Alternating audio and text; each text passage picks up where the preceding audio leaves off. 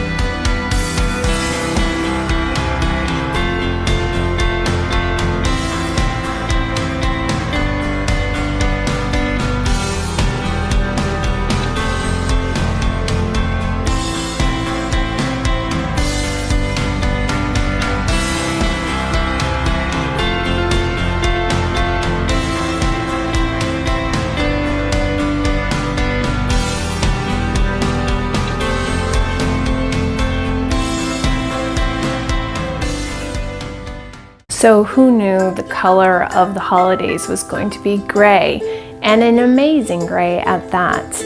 As you saw, we used iron water to make that shift from a very slight tannic color to a beautiful deep gray, and in some instances it also had a bluish hue.